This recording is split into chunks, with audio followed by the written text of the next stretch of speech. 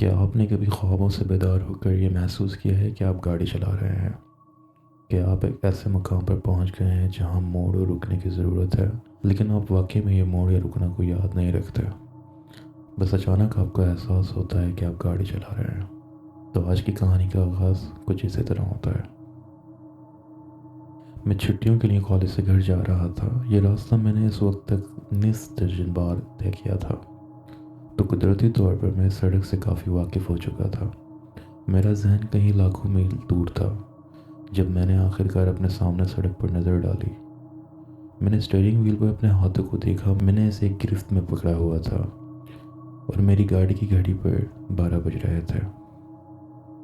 مجھے نہیں معلوم تھا میں کتنی دیر سے آٹو پائلٹ پر چلا رہا تھا۔ میں نے یاد کرنے کی کوشش کی لیکن میرا دماغ بہت سست لگ رہا تھا۔ مجھے آخری چیز جو یاد تھی وہ تھی سڑک پر تیز چلتے ہوئے بلیک سیبتھ کا پیرانوائڈ سننا، لیکن اب کچھ بھی جانا پہچانا نہیں نظر آ رہا تھا۔ میں واقعی تھکا ہوا تھا۔ مجھے رکنا اور کوئی توانائی پینے کی چیز لینی تھی۔ میں نے سڑک پر مزید آگے دیکھا لیکن ہیڈ لائٹس کے علاوہ صرف خالص سیاہی تھی۔ امید ہے کہ اگلے چند میلوں میں کوئی پیٹرول اسٹیشن ہوگا۔ مجھے واقعی ایک پکنک کی ضرورت تھی۔ چند مزید میلوں کے بعد اور کوئی نشانی نہ دیکھ کر میں سوچنے لگا کہ میں واقعی کہاں ہوں۔ مجھے ہائی وے 9 پر ہونا چاہیے تھا، جو گھر واپس جانے سے پہلے آخری حصے کا راستہ تھا۔ کم از کم یہی میں سمجھتا تھا کہ مجھے کہاں ہونا چاہیے تھا، لیکن جتنا میں چلا اتنی ہی خالی تاریکی لمبی ہوتی گئی۔ میں اس بات پر مزید قائل ہوتا گیا کہ کہیں راستے میں نے غلط موڑ لے لیا ہے۔ میں نے اپنی جیب میں اپنے فون کے لیے ہاتھ بڑھایا لیکن وہ وہاں نہیں تھا۔ میں کنفیوز ہو گیا۔ میں نے اپنی گاڑی کے اندر تلاش شروع کی، لیکن میں نے صرف کچھ کھانے کے کاغذ اور ایک آدھی پی ہوئی گیٹوریٹ کی بوتل دیکھی۔ میں نے فیصلہ کیا کہ میں سائٹ پر جا کر کسی چھوٹے سے سیاہ ڈپینڈنسی بریک کو تلاش کروں گا۔ میں کبھی بھی نیویگیشن میں ماہر نہیں رہا۔ حقیقت میں سوچتا ہوں کہ میں گوگل میپس پر بہت زیادہ انحصار کرتا ہوں، لیکن اس وقت مجھے پرواہ نہیں تھی۔ میں کھو گیا تھا اور ہدایت کی ضرورت تھی۔ تقریباً 5 منٹ تک سیٹوں کے نیچے اور سینٹر کنسول کے درمیان تلاش کرنے کے بعد مجھے احساس ہوا کہ میرا فون غائب ہے۔ مجھے نہیں معلوم کہ میں نے یہ کہاں کھو دیا۔ شاید میں نے اسے اپنے ہاسٹل میں چھوڑ دیا یا شاید کسی جگہ میری جیب سے گر گیا۔ مجھے نہیں معلوم۔ اب کرنے کے لیے صرف ایک چیز تھی۔ میں نے اندازہ لگایا کہ بس چلتا رہنا ہے اور امید کرنا ہے کہ کہیں رکنے کے لیے جگہ ملے گی اور ہدایت مانگ سکوں گا۔ میں ریڈیو بڑھانے کے لیے نیچے جھکا لیکن مجھے صرف خاموشی ملی۔ میں نے سانس بھری۔ میری گاڑی کا ریڈیو کچھ وقت پہلے خراب ہو گیا تھا اور میں نے سوچا کہ میں نے اسے ٹھیک کر لیا ہے، لیکن ظاہر ہے کہ اتنا ٹھیک نہیں تھا۔ اگلی 1 گھنٹے کی ڈرائیونگ بغیر میوزک کے دماغ کو سن کر دینے والی ہوگی۔ میں نے گھڑی پر نگاہ ڈالی اور سانس بھرا، اور حیرت کی بات یہ تھی اب گھڑی بھی خراب ہو گئی تھی۔ اس پر ابھی تک 12 ہی بج رہے تھے۔ میں نے سر جھکایا۔ محترمہ، میں تم سے محبت کرتا ہوں، لیکن تمہاری کچھ سنگین مسائل ہیں۔ یہ میری گاڑی تھی جس پر مجھے بے حد فخر تھا، چاہے اس نے اپنے بہترین دن دیکھ لیا ہوں۔ ایک 1991 کی کیمرو RS جو سفید رنگ کی تھی اور اس پہ سرخ ریسنگ سٹرائپس تھے۔ اس کی پینٹ جاب خاص طور پر بنوائی گئی تھی، لیکن اب اس کی حالت پہلے جیسی نہیں رہی تھی۔ نہ صرف یہ بلکہ ریڈیٹر بھی JB ویلڈ کے سہارے چل رہا تھا اور انجن 2 لاکھ میل سے زیادہ سفر طے کر چکا تھا۔ کہنے کی ضرورت نہیں تھی یہ پرانی محترمہ تھوڑی مرمت کی طلبگار تھی، لیکن وہ بھی جب میں افورڈ کر سکوں۔ میں نے وقت اور ریڈیو کی فکر جھٹک دی اور ڈرائیو جاری رکھی۔ آخر کار آگے فاصلے میں مجھے ایسا لگا کہ میں مدھم سی روشنی دیکھ سکتا ہوں۔ جیسے جیسے میں آگے بڑھتا گیا وہ اکیلی روشنی مزید روشن ہوتی گئی، ایک اندھیری رات کے سمندر میں جگمگاتی مینار کی طرح۔ کئی میلوں کا سفر طے کرنے کے بعد وہ روشنی آخر کار ایک روشن نیون سائن میں تبدیل ہو گئی۔ سائن پر ایک لمبا سب سانپ لپٹا ہوا تھا اور آگے سرخ الفاظ میں لکھا تھا دی مڈ وے سیلون۔ میں پارکنگ میں پہنچا اور سوچا کہ یہ باہر باقی کسی بھی عام ڈھابے جیسا ہی لگ رہا تھا۔ سامنے کچھ کلاسک گاڑیاں اور ہارلے ڈیوڈسن موٹر سائیکلز کھڑی تھیں، لیکن سب سے عجیب چیز وہ تھی جو ایک کھمبے کے ساتھ بندھی کھڑی تھی اور مجھے گھور رہی تھی۔ جنوبی علاقے میں بارس کے باہر گھوڑے دیکھنا کوئی غیر معمولی بات نہیں تھی، لیکن یہ گھوڑا الگ ہی تھا۔ جس طرح اس بڑے جانور کی آنکھیں روشنی کو منعکس کر رہی تھیں، وہ تقریباً چمکتی ہوئی معلوم ہو رہی تھیں۔ میں نے اپنی گاڑی ایک پرانی کیڈیلیک کے ساتھ پارک کی اور کنکریٹ سے باہر پارکنگ لاٹ میں قدم رکھا۔ گرم ہوا اچانک ٹھنڈی محسوس ہونے لگی، جیسے وہ گھوڑا اپنی نظریں مجھ پر جمائے کھڑا ہو۔ اس کی چمکتی ہوئی آنکھیں ایک لمحے کے لیے بھی جھپکی نہیں، اور وہ مجھے دروازے تک جاتے ہوئے دیکھتا رہا۔ سیلون کے دروازوں سے اندر قدم رکھتے ہی سگریٹ کے دھوئیں اور گرے ہوئے بیئر کے مانوس خوشبو نے میرا استقبال کیا۔ ایک کونے میں موجود جوک باکس سے وہ گانا بج رہا تھا جو میں سینکڑوں بار سن چکا تھا، مگر پھر بھی یاد نہیں آ رہا تھا کہ یہ کون سا ہے۔ گاہک پول کھیل رہے تھے، ڈارٹس کے نشانے لگا رہے تھے اور بار کے ساتھ ٹیک لگا کے زور زور سے باتیں کر رہے تھے۔ بار کے پیچھے کھڑا بارٹینڈر میری طرف متوجہ ہوا۔ وہ ایک بڑا اور مضبوط شخص تھا جس نے سفید اجلا شرٹ اور اوپر کو لپٹی آستینیں پہن رکھی تھی۔ اس کی گھنی داڑھی اور پیچھے کے سلیقے سے جمے ہوئے سیاہ بال اس کی شخصیت کو نمایاں کر رہے تھے۔ اس نے وہ گلاس رکھا جو وہ صاف کر رہا تھا اور میری آنکھوں میں آنکھیں ڈال کر دیکھا۔ اس نے مجھ سے پوچھا، نئے آئے ہو ہے نا؟ تو بتاؤ کیا لا کر دوں؟ میں نے سر ہلایا، ہاں بس یہاں سے گزر رہا ہوں، لیکن سچ کہوں تو یہ جگہ ہے کہاں؟ وہ مسکرایا اور سر جھٹک کر بولا، گزر رہے ہو، یہ تو اچھی بات ہے۔ میں بار کے پاس بیٹھ گیا اور ایک بیئر کا آرڈر کیا۔ میں ہائی وے 9 تک پہنچنے کی کوشش کر رہا ہوں، لیکن لگتا ہے کہیں غلط مڑ گیا ہوں۔ کیا تم مجھے بتا سکتے ہو کہ صحیح راستہ کون سا ہے؟ بارٹینڈر نے سر ہلایا اور بیئر میرے سامنے رکھ دی۔ نہیں، میں یہ نہیں بتا سکتا، لیکن یہ ضرور بتا سکتا ہوں کہ تم وہاں سے بہت دور ہو جہاں تمہیں جانا چاہیے۔ میں نے پوچھا، اس کا کیا مطلب ہے؟ اس بڑے آدمی نے بس مسکرا کر گلاس صاف کرنا شروع کر دیا۔ میں نے بار کے ارد گرد نظریں دوڑائیں اور لوگوں کے لباس کا جائزہ لیا۔ ایسا لگ رہا تھا جیسے یہ کوئی پاگلوں کی پارٹی ہو۔ کیا آپ سب لوگ یہاں کسی کاسٹیوم پارٹی میں ہیں؟ میں نے بارٹینڈر سے پوچھا۔ وہ پھر سے مسکرائے اور اپنا کام جاری رکھا۔ میں نے سر جھٹک کے بیئر کا ایک گھونٹ لیا۔ پھر میری نظر بار کے پیچھے ایک کونے میں اکیلے بیٹھے ایک آدمی پر پڑی۔ اس نے لمبا سیاہ کوٹ اور چھوٹی ٹوپی پہن رکھی تھی۔ کیا یہ وہ آدمی ہے جس کا وہ خوفناک گھوڑا باہر کھڑا تھا؟ میں نے اس کی طرف اشارہ کرتے ہوئے پوچھا۔ بارٹینڈر گلاس صاف کرنا چھوڑ کر رک گیا اور بار میں خاموشی چھا گئی۔ مجھے لگا جیسے کمرے میں موجود ہر آنکھ مجھ پر ٹک گئی ہو۔ تقریباً ہر آنکھ میں نے آس پاس کے لوگوں کو دیکھا۔ پھر کمرے کے پیچھے اس آدمی کی طرف جو اکیلا بیٹھا تھا۔ اس کی کالی ٹوپی اوپر ہوئی اور اس کی وہی ٹھنڈی چمکتی ہوئی آنکھیں نظر آئیں جو میں نے باہر گھوڑے کی دیکھی تھی۔ میری ریڑھ کی ہڈی میں سرد لہر دوڑ گئی اور اس کی نظر میری روح میں اتر گئی۔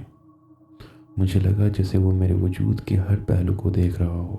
اچانک میں نے اپنے بازو پر ایک آنے گرفت محسوس کی، اور جیسے ہی میں نے بارٹینڈر کی طرف دیکھا، اس نے کہا، تمہارا یہاں سے نکلنا بہتر ہوگا بیٹا۔ میں نے سر ہلایا اور باہر سے اٹھ کر کھڑا ہوا۔ میں نے پوچھا، مجھے کس طرف جانا ہوگا؟ اس کا چہرہ سنجیدہ ہو گیا۔ اس نے کہا، بس سڑک کا پیچھا کرتے رہو۔ میں نے سر ہلایا اور کہا، بیئر کے لیے کتنا دینا ہوگا؟ وہ ایک بار پھر گرم جوشی سے مسکرایا اور کہا، پہلا ہمیشہ مفت ہوتا ہے۔ میں نے حیرانی سے اسے دیکھا اور وہ دوبارہ گلاس صاف کرنے لگا۔ جیسے ہی اس نے گلاس کی صفائی شروع کی، باہر کا شور دوبارہ شروع ہو گیا، جسے وہ کبھی رکا ہی نہیں تھا۔ میں عجیب سے سیلون سے باہر نکلا اور گھوڑے کی طرف دیکھنے سے گریز کیا۔ اپنی گاڑی کی طرف بڑھا۔ مجھے بس واپس سڑک پر جانا تھا اور جو کچھ بھی وہ تھا اس سے دور ہونا تھا۔ بلیک ٹاپ پر واپس آتے ہی میں نے جلدی سے دی مڈ وے سیلون کو پیچھے چھوڑ دیا۔ مجھے گاڑی چلاتے ہوئے گھنٹوں ہو گئے تھے۔ ایسا محسوس ہو رہا تھا آخر یہ میں کہاں تھا، میں اتنا زیادہ کیسے بھٹک گیا۔ پھر اچانک مجھے آگے کچھ نظر آیا۔ شروع میں یہ صرف دھندلے سائے تھے، اندھیرے میں مزید اندھیرا، لیکن جب میں قریب پہنچا وہ سائے عمارتوں اور گھروں کی شکل میں واضح ہو گئے۔ یہ ایک قصبہ تھا۔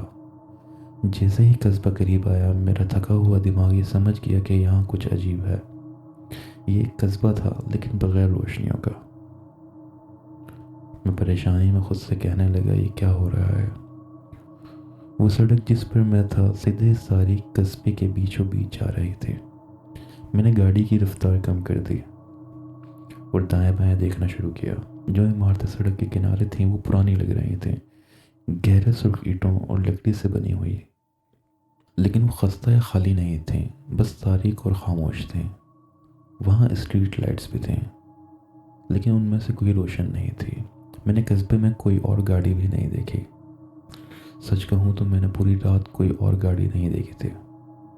میں نے اپنی گاڑی قصبے کے بیچ میں روک دی اور کھڑکی نیچے کر لی۔ میری گاڑی کے انجن کی آواز قصبے میں گونج رہی تھی، یہ سننے میں حد سے زیادہ بلند لگ رہی تھی۔ اس مکمل خاموشی میں نے انجن بند کر دیا اور تاریک سڑک پر قدم رکھا۔ میری ہیڈ لائٹس ابھی بھی روشن تھیں اور میری نظر کے کونے سے مجھے لگا جیسے کچھ ان کی روشنی سے باہر حرکت کر رہا ہو۔ میں نے اس چیز کو دیکھنے کے لیے مڑ کر دیکھا، لیکن کچھ نظر نہیں آیا۔ میں نے زور سے پکارا، ہیلو۔ میری آواز کی گونج دیواروں سے ٹکرا کر بگڑ گئی اور پھر خاموش ہو گئی۔ چند لمحوں کی خاموشی کے بعد میں نے دوبارہ گاڑی میں بیٹھنے کا سوچا۔ جب میں نے واپس سنا، ہیلو، میرے بدن پر کب کبھی طاری ہو گئی۔ یہ آواز سن کر میرے ہوش اڑ گئے۔ یہ آواز تقریباً میری ہی آواز جیسی لگ رہی تھی۔ میں نے گھبرا کر اندھیرے میں دیکھنا شروع کیا، لیکن کچھ بھی نظر نہیں آیا۔ یہ جگہ غلط لگ رہی تھی۔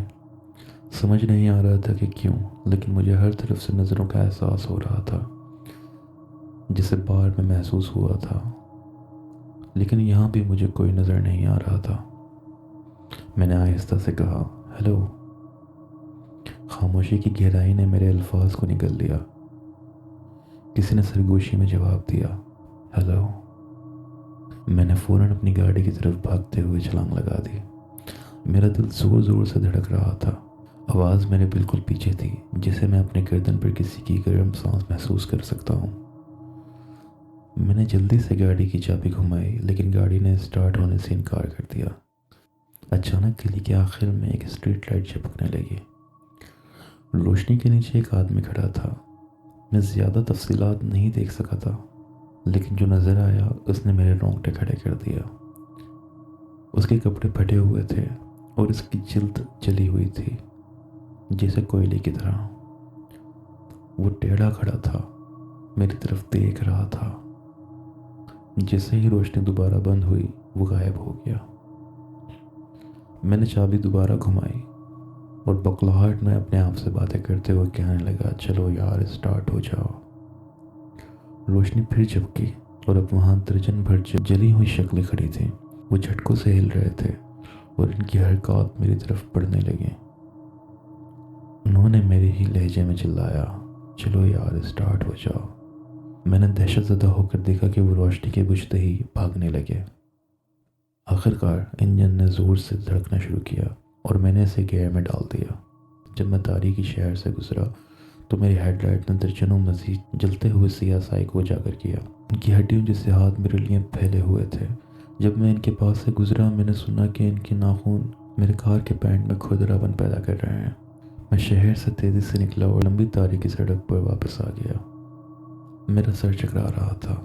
وہ حقیقت نہیں تھے، وہ حقیقی نہیں ہو سکتے۔ میں بمشکل سیدھا دیکھ پا رہا تھا۔ میں نے مختصر طور پر یہ سوچا کہ کیا مجھے دی مڈ وے کی طرف واپس جانا چاہیے، لیکن میں رک نہیں سکتا تھا۔ حقیقت ہو یا نہ ہو، مجھے اس شہر سے دور جانا تھا۔ مجھے بس اپنی گاڑی کو چلاتے رہنا تھا۔ واحد مسئلہ یہ تھا کہ اب میں یہ نہیں بتا سکتا تھا کہ میں کتنی دیر سے چل رہا ہوں۔ وقت عجیب لگ رہا تھا۔ میں نے پیٹرول کی گیج کی طرف دیکھا اور دعا کی کہ وہ بھی خراب ہو۔ مجھے یاد نہیں تھا کہ میں آدھے ٹینک میں کتنی دیر سے چل رہا ہوں۔ سڑک اور اس کے پار کی لامتناہی تاریکی ہمیشہ کے لیے پھیلتی نظر آ رہی تھی۔ کچھ وقت گزرنے کے بعد درخت سڑک کے دونوں جانب بے ترتیب طور پر ظاہر ہونے لگے۔ آخرکار ان کی تعداد بڑھ گئی، یہاں تک کہ سڑک کے دونوں جانب گھنا جنگل بن گیا۔ جو پہلے ایک لمبی سیدھی کھلی سڑک تھی، وہ اب بلند درختوں اور جنگلات کے درمیان مڑتی ہوئی راہ بن گئی۔ میں واقعی گم ہو چکا تھا، لیکن میں خود کو پلٹنے کی ہمت نہیں کر پا رہا تھا ان چیزوں کا سامنا کرنے کے لیے جو اس شہر میں تھی۔ جب میں اگلے موڑ پر آیا، میں نے سختی سے بریک لگایا۔ میرے سامنے ایک بڑا پرانے لوہے کا پل تھا۔ میرے ذہن میں خیالات آنے لگے۔ یہ پہلی بار تھا جب سڑک نے کسی چیز میں تبدیلی کی۔ یہ صرف سیاہ ٹاپ نہیں تھی۔ پھر میں نے اس احساس کو جھٹک دیا، اور سوچا یہ صرف ایک سڑک ہے، ایک بہت لمبی غیر آباد سڑک۔ میں اپنی کار سے باہر نکلا اور آس پاس کے جنگل کی طرف دیکھا، اور ہر طرف خاموشی تھی۔ یہاں کم از کم جانوروں کی آوازیں ہونی چاہیے تھیں، جھینگے، الو، کتے، کچھ تو ہونا چاہیے تھا، لیکن وہاں بالکل بھی آواز نہیں تھی۔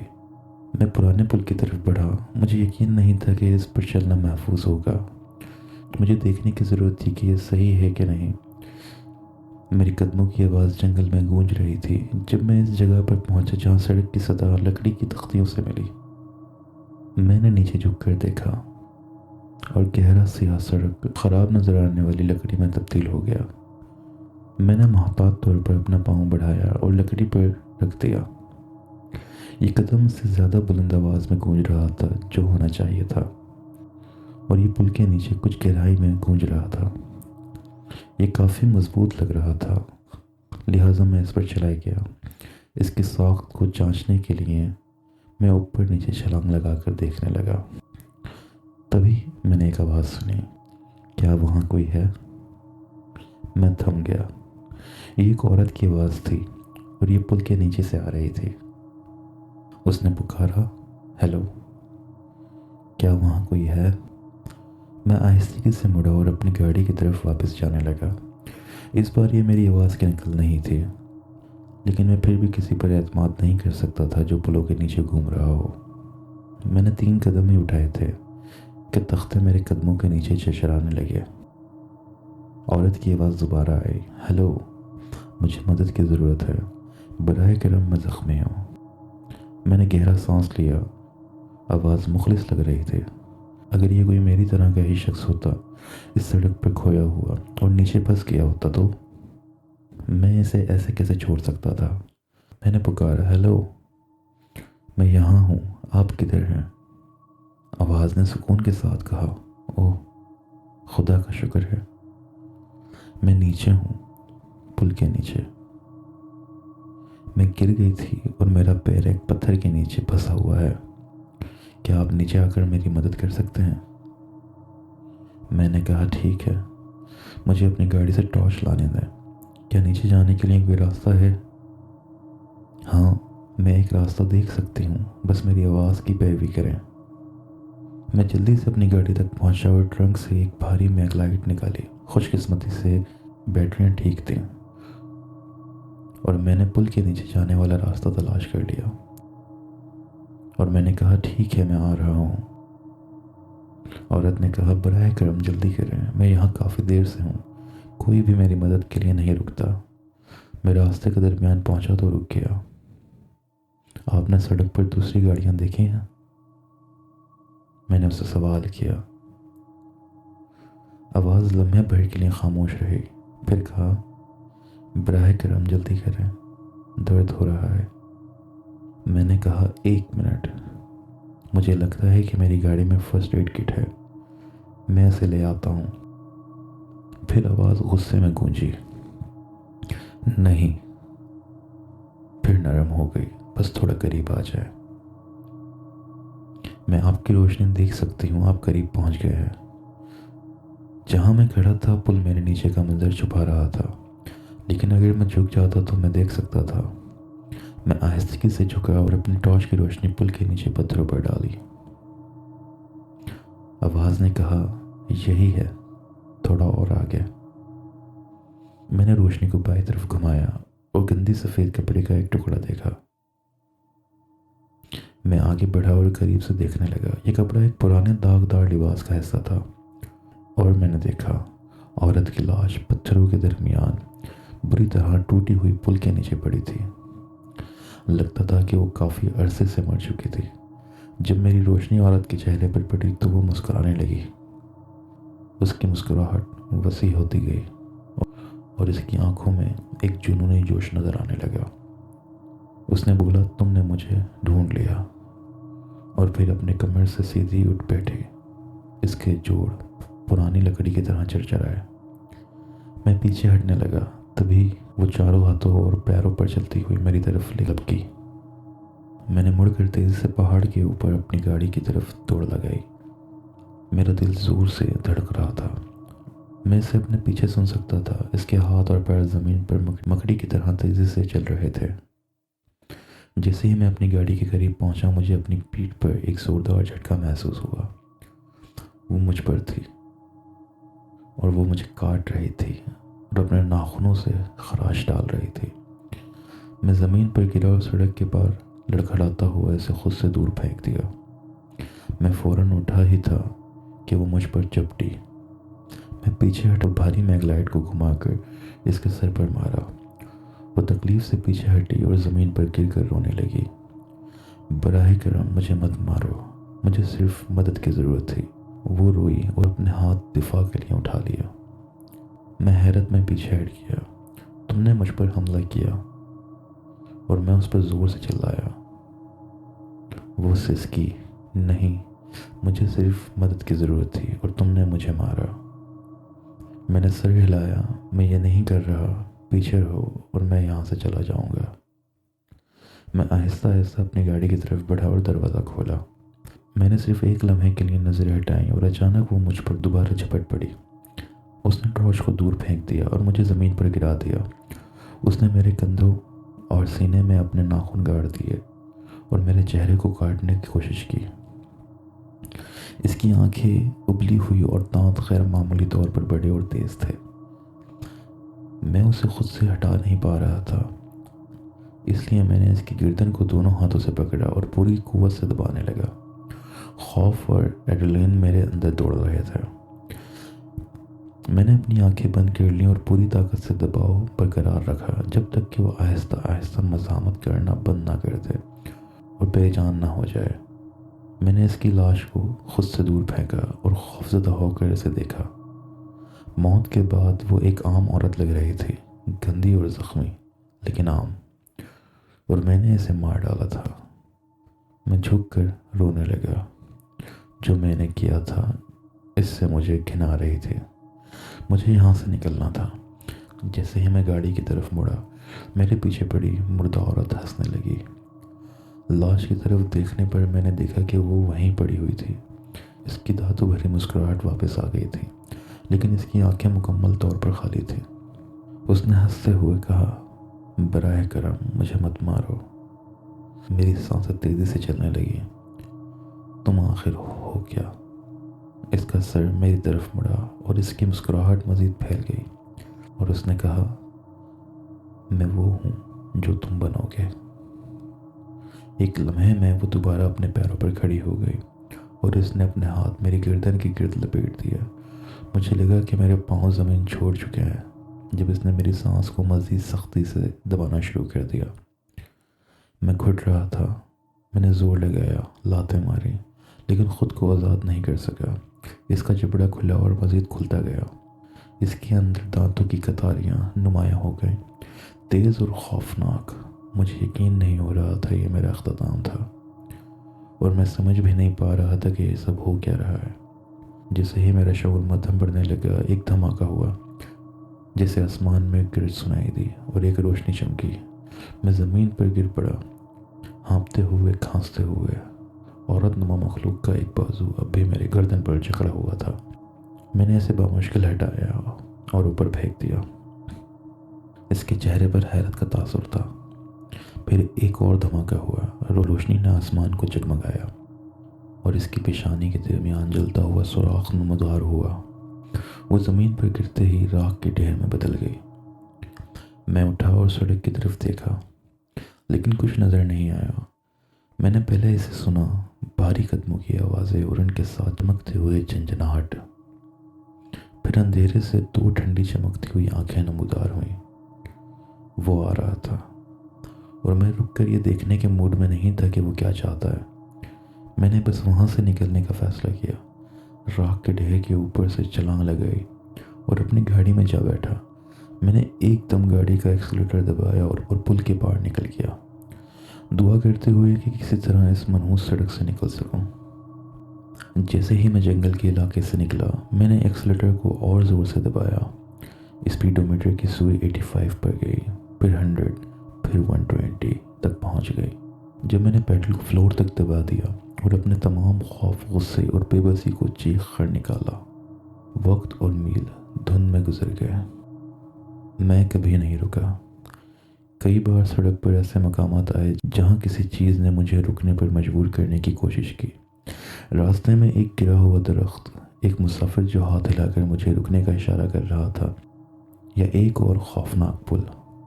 लेकिन इनमें से कोई भी चीज़ मेरे लिए अहम नहीं थी। मुझे बस चलते रहना था। मैं हर रुकावट को या तो बचाकर गुजरता या इस पर से गुजर जाता। मेरी गाड़ी को नुकसान पहुंचा, लेकिन वो कभी रुकी नहीं। मैंने घुड़सवार को कई बार देखा। एक बार तो ऐसा लगा जैसे वो मेरा पीछा भी कर रहा हो, लेकिन मुझे परवाह नहीं थी। मैं बस अपनी रफ्तार तेज़ करता रहा। ये जो भी जगह थी, इसका कहीं ना कहीं इख्तिताम होना था। ये वापसी का कोई रास्ता होना था। मुझे बस चलते रहना था। फिर अचानक मैं एक कैफ़े की पार्किंग में जागा। इर्द गिर्द नज़र दौड़ाई तो कई गाड़ियाँ पार्क थीं और सामने एक बड़ा बोर्ड लगा था जिस पर लिखा था इल्स। खिड़की के ज़रिए मैंने अंदर देखा, जहाँ कई लोग बैठे खाने में मसरूफ़ थे और अपने मामूल के काम कर रहे थे। क्या ये सब एक ख्वाब था?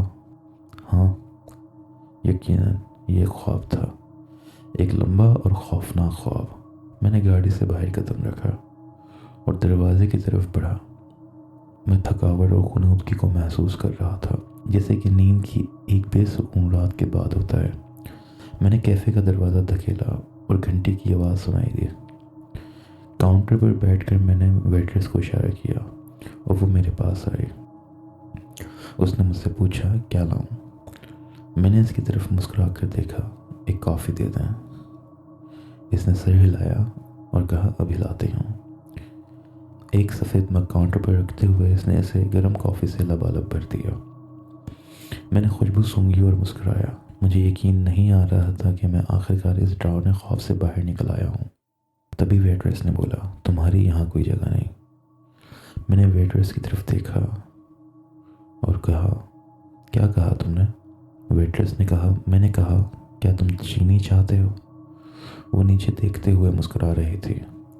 मैंने हैरत से पलक झपकाई और कहा, नहीं, मुझे नहीं चाहिए। वेट्रेस ने मुस्कुराते हुए सिर हिलाया और किचन की तरफ वापस चली गई। मैंने सोचा शायद मैं अब भी थोड़ा बिखरा हुआ हूँ। सर झटक कर मैंने मग से एक घूंट लिया और फौरन थूक दिया। कॉफ़ी का जायका मैं सोच भी नहीं पा रहा था। मैंने मग की तरफ देखा और मेरा दिल दहल गया। जो पहले गर्म और गहरी कॉफ़ी थी, अब वो सुर्ख रंग से भरी हुई थी, जिसमें तांबा और सड़ने की बदबू आ रही थी। मैं काउंटर से पीछे हटते हुए हाँफने लगा, स्टूल को गिराते हुए खड़ा हुआ और कैफ़े कह कहूँ से गूंज उठा। मैंने इर्द गिर्द हंसते चेहरों की तरफ देखा और मग से निकलने वाला मकरूह माया अब बहकर फर्श पर फैलने लगा, जिससे कोई भयानक फुहारा हो। मैं ज़ोर से चिल्लाया और मुझे एहसास हुआ मैं अब भी इसी मनहूस रास्ते पर था।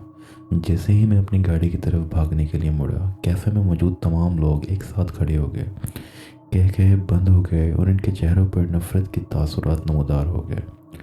फिर उन्होंने बात शुरू की। कोने में बैठे एक ट्रक ड्राइवर ने कहा, तुम ख़ास हो। काउंटर के पीछे वेट्रेस, ऐसे लोग यहाँ बहुत कम आते हैं। एक छोटी बच्ची जो बूथ में बैठी थी, उसने कहा, बहुत कम। और मुझे सिर्फ एक आवाज़ सुनाई दी, तुम ख़ास हो। ऐसे लोग यहाँ बहुत कम आते हैं, बहुत कम। आधे रास्ते का जायका हमेशा बहुत ज़्यादा मीठा होता है। मैं वहाँ खड़ा था, खौफ से पत्थर का बन गया। वक्त जिसे रुक सा गया हो, मुझे अभी यहाँ से निकलना होगा। मैं भागने लगा। मैं इन सबको दिखा दूंगा, मारूंगा, जो भी करना पड़ा। मैं पहले ही शख्स से आगे ना निकल सका। वो एक दरमियानी उम्र का गंजा आदमी था, जिसका वज़न शायद 120 पाउंड होगा। मैंने इसे धकेलने की कोशिश की, लेकिन इसकी जिल्द चिपकने वाली जाल जैसी थी और मेरा बाजू फ़ौरन इसके चेहरे से चिपक गया। मैंने ख़ुद को छुड़ाने की कोशिश की, लेकिन बाकी लोग मेरे गिर्द जमा होने लगे। इनके हाथ मुझे हर तरफ से खींचने लगे। मैंने महसूस किया कि दर्जनों हाथ मुझे पकड़ रहे हैं। मुझे नहीं पता था पहले क्या टूटेगा, मेरा जिस्म या मेरा दिमाग। मैं खौफ के मारे चीखा और वो खुशी के साथ गरजने लगे। जैसे ही मैंने सोचा कि मेरे टुकड़े टुकड़े हो जाएंगे, एक ज़ोरदार गरज कैफ़े के अंदर सुनाई दी। चिपकने वाले हाथ हटने लगे और मैं फर्श पर गिर गया। जब मैं सांस बहाल करने की कोशिश कर रहा था, मैंने मुख्तलिफ हाथों को अपने ऊपर महसूस किया। बड़े, बर्फ जैसे ठंडे हाथ। मैंने महसूस किया कि कोई मुझे उठा रहा है और कैफ़े से बाहर पार्किंग लॉट में घसीट रहा है। मुझे ज़मीन पर फेंकने के बाद मैंने अपने निजात की तरफ देखा और इनकी आंखों की चमक से खौफज़दा हो गया। ये उनको करीब से देखने का पहला मौका था और ये मंजर भयानक था। इनकी जिल्द पीली और धंस चुकी थी जैसे किसी बूढ़े लाश की हो। इनके सफ़ेद बाल कंधों तक लटक रहे थे। उन्होंने नीचे देखते हुए उंगली उठाई और मुझसे कहा, यहीं रहो। उनकी आवाज़ गहरी और करख्त थी, जैसे सदियों की पुरानी हो। वो मुड़े और कैफ़े की तरफ बढ़ने लगे, अपनी बेल्ट से 2 बड़े रिवॉल्वर निकालते हुए। कैफ़े की खिड़की से मैंने देखा कि लाशें दोबारा उठने लगी। इनमें से ज़्यादातर के जिस्म के बड़े टुकड़े गायब थे। एक के बाद एक लाशें एक दूसरे में गिरने लगीं। वो सब मिलकर एक खून आलूद बदबूदार बड़े वजूद में बदल गईं, जिसके बाजू, टांगे और मुंह हर तरफ निकले हुए थे। वो वजूद दरवाजे की तरफ बढ़ने लगा और इसकी तमाम आंखें मुझ पर जमी हुई थीं। सफ़ेद बालों वाले शख्स ने दरवाज़ा खोला और दोनों रिवॉल्वर चलाने लगे। ज़ोरदार धमाकों से वजूद को पीछे धकेलते हुए इसके बड़े बड़े हिस्से उड़ा दिया। मैं बाकी मंजर देखने के लिए नहीं रुका। हालांकि इस शख्स ने मेरी जान दोबारा बचाई थी, लेकिन वो अब भी मुझे खौफ से भर देता था। मैं अपनी गाड़ी की तरफ भागा, इसके बड़े काले घोड़े के पीछे से होता हुआ। मैंने गाड़ी स्टार्ट की और सड़क पर आगे बढ़ने लगा। मैं बस चलाता रहा और चलाता रहा। वक्त का कोई मफहूम बाकी न रहा। मुझे भूख न लगती, प्यास न लगती। मैं कभी रुका नहीं। मुझे यकीन हो गया था कि मैं जहन्नम में हूँ। मेरे शक की तस्दीक सैकड़ों मील के फासले पर हुई जब मैंने एक रोशन नियॉन साइन को दूर से देखा। The Midway. मैं कंक्रीट के खाली मैदान में खड़ा साइन की तरफ देख रहा था। नियॉन की रोशनी रात को सुर्ख और सब्ज रंगों में नजर आ रही थी। अब मैं सांप को हकीकत में देख सकता था, जो अपनी दुम खा रहा था। एक अबदी चक्कर। इस रास्ते का कोई इख्तिताम नहीं था, कोई इब्तिदा नहीं, बस एक दायमी लूप, तारीकी और अजियत का। मैं साइन को घूरता रहा। मेरी आंखें सांप के घूमते दायरों के पीछे चलती रही। मेरा जहन मजीद टूटने लगा और मैं हंसने लगा। मैं नीचे गिर गया और ज़ोर ज़ोर से हंसने लगा, यहाँ तक कि मैं खुद से ही खो गया। मुझे नहीं मालूम कि मैं कितनी देर वहाँ पर पड़ा रहा। कुछ वक्त के बाद मैं खुद में वापस आया। ठंडी ज़मीन से उठकर मैं दरवाजे की तरफ बढ़ा और इसे धकेल कर अंदर दाखिल हुआ। बारटेंडर ने बार साफ करते हुए ऊपर देखा और कहा, इतनी जल्दी वापस आ गए। मैं बेहिस होकर बार की तरफ बढ़ा, एक स्टूल पर बैठा और इसकी आंखों में देखा और मैंने कहा, मैं कई दिनों से गाड़ी चला रहा हूँ, शायद कई हफ्ते, मुझे बिल्कुल नहीं पता। बारटेंडर ने सर हिलाया और कहा, हफ्ते, महीने और साल। मेरी नज़रें बार की सतह पर थीं, लेकिन इसके अल्फाज सुनकर मैं चौंक गया। क्या वाकई इतना वक्त गुजर चुका है? इसने मेरी घबराहट को महसूस किया और हंस दिया। ये सिर्फ अल्फाज हैं, इनका यहाँ कोई मतलब नहीं। मैंने पूछा, तो क्या ये जहन्नम है? वो हंसा, नहीं, ये जहन्नम नहीं है, ये सिर्फ रास्ता है। मैंने उलझन से सर हिलाया, लेकिन ये रास्ता है क्या? बारटेंडर ने एक लम्हे के लिए मुझे गौर से देखा, फिर जवाब दिया, कुछ लोग इसे बरज़ख कहते हैं या लैम्बो, लेकिन ये वो भी नहीं। ये मुसाफिरों का रास्ता है जहाँ गुमशुदा रूहें पहुँचती हैं। मेरा दिल डूब गया और मैंने कहा, तो मैं मर चुका हूँ? इसने कंधे हिचकाए, नहीं, मुकम्मल तौर पर नहीं। मैं पहले नहीं देख पाया, लेकिन तुम्हारे अंदर ज़िंदगी का एक धागा अभी भी मौजूद है। मैंने कहा, क्या मैं अब भी ज़िंदा हूँ? इसने फिर कंधे उचकाए।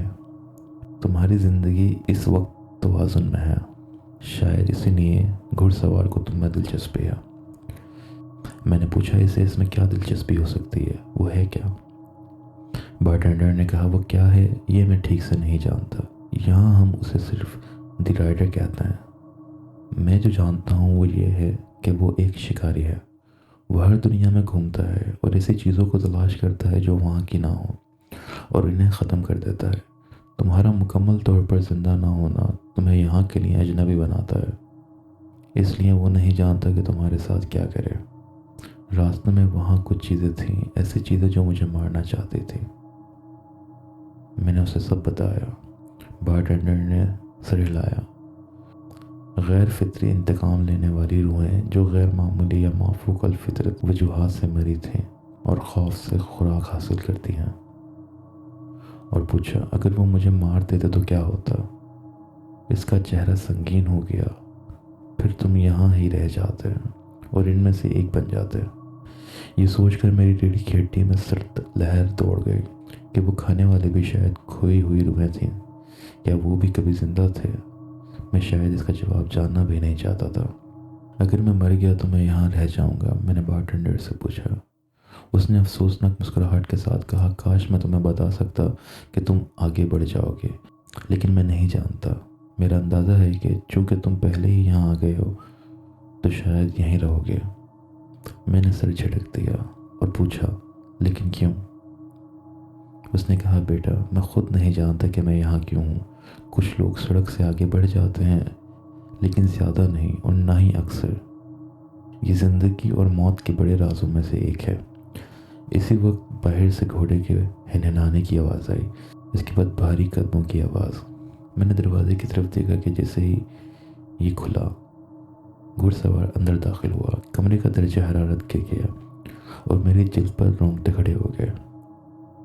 میں نے کانپتی ہوئی آواز میں کہا، شکریہ۔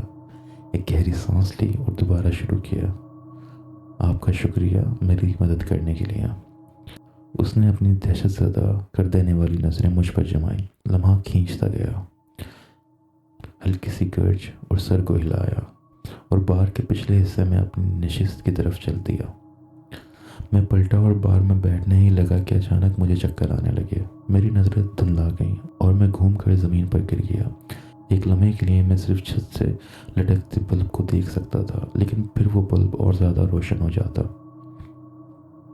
یہاں تک کہ روشنی نے سب کچھ ڈھانپ لیا اور میرے کانوں میں ایک زوردار گونج سنائی دینے لگی، ارے بچے کیا تم مجھے سن سکتے ہو؟ میں نے بولنے کی کوشش کی لیکن میری آواز ہی نہیں تھی۔ پھر اس نے مجھے کہا، اگر تم مجھے سن سکتے ہو تو روشنی کی طرف آؤ۔ میں نے ایسا ہی کیا، یا کم از کم کوشش کی۔ آواز نے کہا، اچھی بات ہے، کیا تم اپنا نام بتا سکتے ہو؟ میں بار بار پلک کے جھپکنے لگا، میری آنکھیں بہت خشک تھیں۔ پھر آواز نے کہا، لگتا ہے یہ ہوش میں آ رہا ہے۔ وہ آواز کسی اور کو بلا رہی تھی۔ حقیقت دوبارہ سے لوٹ آئی۔ میں اپنی پیٹھ کے بل لیٹا تھا، میرے چہرے پر ایک ٹارچ کی روشنی تھی اور ایمبولینس کے عملے نے مجھے گھیر رکھا تھا۔ میں نے اپنے ارد گرد دیکھنے کے لیے سر گھمایا۔ کسی نے مجھے حرکت نہ کرنے کو کہا، لیکن مجھے دیکھنا تھا میری گاڑی درخت سے تقریباً 20 فیٹ کے فاصلے پر لپٹی ہوئی تھی۔ میں نے پوچھا، کیا وقت ہوا ہے؟ میرے قریب جھکی ہوئی پیرامیڈک نے اپنی گھڑی دیکھی اور کہا، 12:01۔ میرے آنسو جلتے ہوئے محسوس ہوئے اور مجھے احساس ہوا میں زندہ تھا۔ پیرامیڈک نے کہا، لگتا ہے تم نے کوئی عجیب خواب دیکھا ہے۔ جب مجھے ایمبولینس میں لادا جا رہا تھا، بار اور بندوقوں کے بارے میں بات کر رہے تھے، لگتا ہے وہ دیکھنے لائق ہوتے۔ میں نے مسکرا دیا، درد کے باوجود۔ ہاں، کوئی خواب ہی تھا۔ خوش ہوں کہ یہ ختم ہو گیا۔ آخر یہ خواب ہی تھا، ہے نا؟ یہی میں خود سے کہتا ہوں، یہ خواب ہی ہونا چاہیے۔ وہ بھاری جھنکار والے قدموں کی آواز جو میں نے ایمبولینس کے دروازے بند ہونے پر سنی، وہ میرے دماغ کی پیداوار ہی ہو سکتی ہے نا؟ اور اس طرح اس کہانی کا اختتام یہاں پر ہوتا ہے، اور آج کی اسٹوری کافی لمبی ہو چکی ہے۔ امید کرتا ہوں کہ آپ کو پسند آئے گی۔ اگر آپ کو پسند آئی ہے تو لائک کیجیے گا اور اپنی رائے اس اسٹوری کے بارے میں کمنٹ سیکشن میں ضرور بتائیے گا۔ اور اگر آپ کے ساتھ بھی ایسا ہی ملتا جلتا واقعہ پیش آیا ہے تو آپ ڈسکرپشن میں دیے گئے واٹس ایپ نمبر پر مجھ سے رابطہ کر سکتے ہیں۔ میں آپ کی کہانی کو نریٹ کر دوں گا۔ پھر ملتے ہیں آپ سے کسی اور کہانی میں، تب تک کے لیے اپنا خیال رکھیں، خوش رہیں، اللہ حافظ۔